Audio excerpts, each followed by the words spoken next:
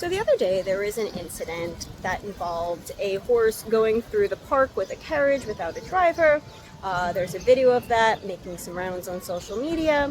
It'll be a few weeks ago by the time this video comes out. And there's some people, same people as always, of course, animal rights extremists and real estate interests, and general public meaning well but not knowing any better, who are once again asking to push these terrible horse carriage ban bills. So I'd like to put everything in perspective a little bit on that. What had happened in this incident was basically an equipment malfunction. The bridle of the horse, which is this piece here, this whole thing, that attaches to the bit that's in the horse's mouth, and that attaches to the line or reins that we use to steer the horse, direct the horse, and stop the horse. That had come off. When that comes off, the horse doesn't have blinders. We've gone into blinders in depth in another video. So the horse has this carriage essentially chasing them now that they're concerned about. And the horse does not have the ability to be stopped by the bit. This could be similar to a car that has no brakes. If there was a malfunction with the car's brakes and that car can't stop and they just keep going, it's pretty much what happened here. In that case, do you think people would be calling for a ban on cars? Do you think we should be like, no one can have a car, no one can drive a car anymore, cars are unsafe because someone's brakes went out? So here, this is something that's very rare.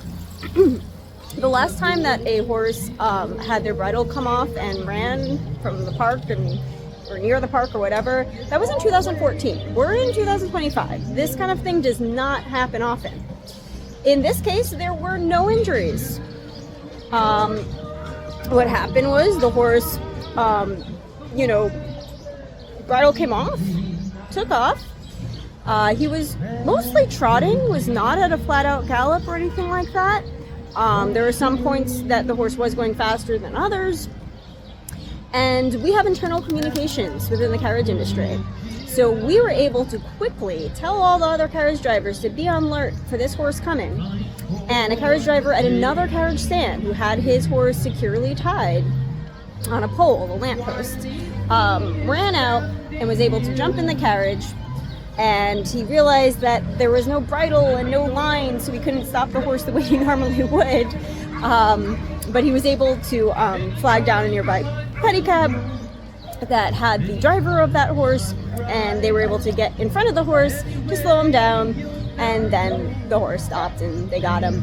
The horse didn't work a couple days till he's seen by a vet, but there was no damage, no injuries. The vet didn't see anything wrong with the horse, so I believe at this point he is cleared to go back to work. I don't know if he has been officially, and that was it.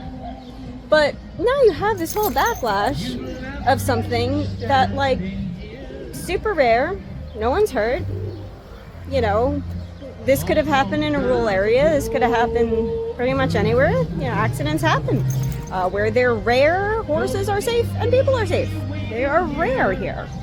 And part of this that's kind of funny is that these same people who will be like, we should set the horses free. I actually have a video that went public today where I discussed that. The people that go set the horses free are the ones that are most upset that we're not banning them when they finally had a horse free, like they've been asking for. This is what happens if a horse is set free. That's why when you say these things to us, they are so ridiculous to just say. That group, New York Class, Nye Class, who I've mentioned plenty of times before in other videos, they also are making another ridiculous claim. They're like, this horse ran at top speed, which he didn't, but all right. So he ran at top speed through the park.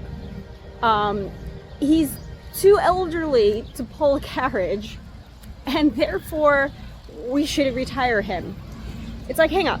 Is he too elderly and weak to pull a carriage anymore, or did he run top speed through the park with the carriage. Which one? You can't have both at the same time. Again, we're back to these conflicting arguments that make absolutely no sense because you're just throwing anything out there and your supporters don't use any logic. They will just jump on to whatever you say. But when we break all this down logically, we can see there is not a great argument to make here. And now they're saying that this horse is 22 years old. We are allowed to work our horses here up till age 26. They do retire much earlier depending on them. It always varies, just like it varies in people, when that time is going to come. This case, it does not seem like this horse is too old. He's, got a lot of energy to make his way through the park. That will be up to, his owner or if he makes it to 26. And they're also saying that this horse is too traumatized to work. Horses don't get traumatized from going through a park that they're in every single day. And when they do spook at something, they are over it very quickly. I mean, if you've ever ridden a horse, you may be holding on to that. If a horse, bucks or spooks or something when you're on them and you feel nervous and uncomfortable, but the horse is already over it. Once he has done the thing, like 5 seconds later, he is not thinking about it anymore. He is going along and good. You are holding on to that fear, not the horse. And horses can live into their, they can live into their, 30s and 40s. There's world records in their 60s. That's super rare. They usually live into their late 20s or early 30s. There was an article, I think it may have been in Horse and Hound or some equestrian, magazine or something online, and the headline is 30 is the new 20 in horses, because horses are living longer in human care given regular work that's lightweight that they can handle. And when you stop working a horse, they can kind of just deteriorate just like a person. So as long as you keep a horse going, they're gonna have a longer lifespan. So in this case, carriage drivers saved the day. They were able to communicate with each other, to get out there and get the other guy's horse for him. Even if you don't like someone that much in this business, even if, they're your rival or whatever, when it comes to the horses, we all look out for each other. It's always been a rule in this business. If someone else needs help dealing with something with their horse, you help them. Doesn't matter if it's not your horse, doesn't matter how you feel about that person. We're always in it for the horse. And who did not come save the day is the Central Park Conservancy and the New York City Department of Transportation and the DCA and DCWP, all these agencies, because we've been asking for hitching posts for our carriages for a long time.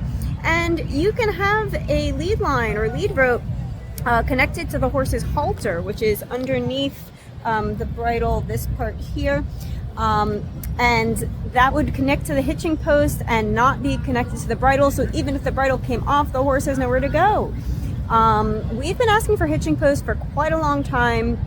We never got them. One kind of, slap in the face was that when we got moved into the park at these new locations, which do not have hitching posts and have even less, lamp posts and things to tie our horses to, we were not given enough spots for the 68 carriages that we have.